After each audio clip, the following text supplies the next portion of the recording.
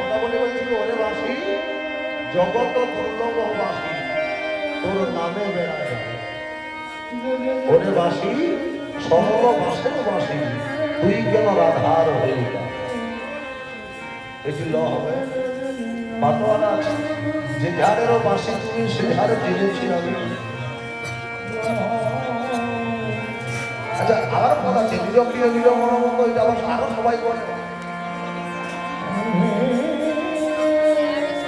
সকল বাসে বাসি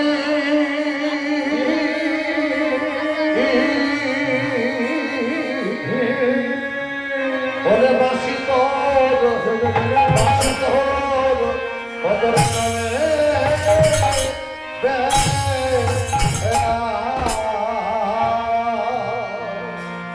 যা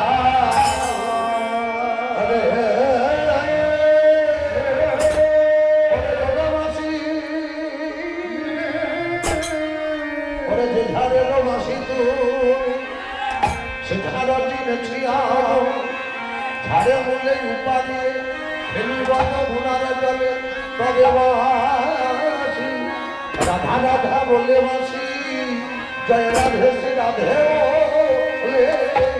ওরে বাসি তুমি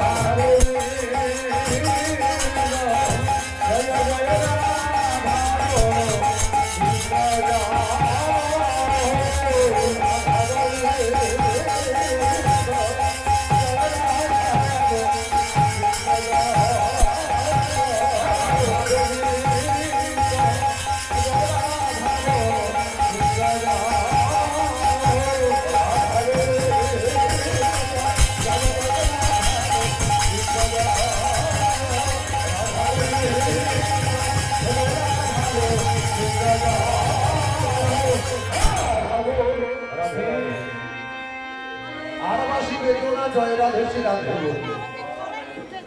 আর বাসি তুমি এমন করে বেঁধো, এই বাসি তোমার কন্যাসা বাসি। রাধারণী বলছে গোবিন্দকে, গোবিন্দ তোমার বাসি কি কি জানে, তোমার বাসি ছিদ্রপটি ওরে কোন কোন রন্ধের গানে ব্রহ্মার ভাগে ভিয়ানে কোন রন্ধে ধাজে গোপী ওরে কোন কোন রন্ধের শুনে আপন যে ভেদে ফিরে কোন কোন রন্ধে কদম্ব বিকশয় কোন কোন রন্ধের গানে আপনি যে ভেদু ফিরে কোন কোন রন্ধে কদম্ব বিকশয় ওরে কোন কোন রন্ধে গীতে হলয়ে গোপীর জিতে অষ্টমেতে রাধা নাম করে। বলো বলো ওগো এই সব গুণ মরে দেহ শিখাইয়া আমি বাজাবো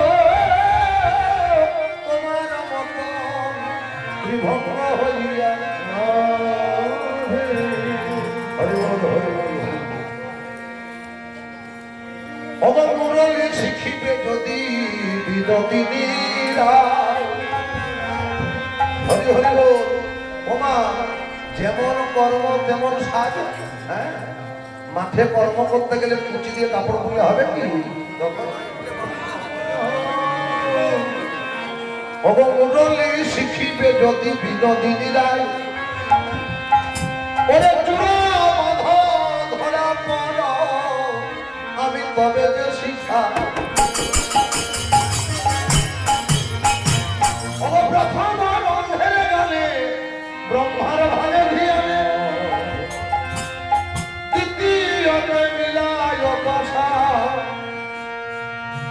তৃতীয় অন্ধের গানে আপন যে ভেদু ফিরে, চতুর্থতে যমুনায় যাবে। অন্ধের সুরে আপন যে ভেদু চলে, ষষ্ঠতে কদম্ব বিকশয়। ছটা চিত্র হলো, এখনো দুটো বাকি আছে।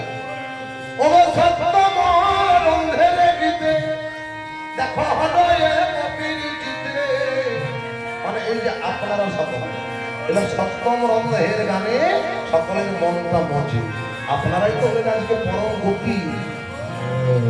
ওগো সপ্তম রন্ধের গীতে হৃদয়ে কপির চিত্রে, অষ্টমেতে রাধা নাম কয়। হরি বল হরি বল। তাহলে এত সুন্দর কথা বলি, যিনি রচনা করলেন তার নামটি কি? শুনিলে বাঁশির মর্ম আমার অসাধ্য কর্ম, অবহেলে এই বংশী করে।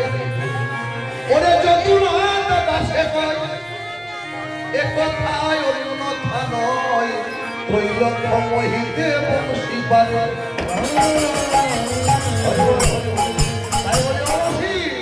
আর বাঁশি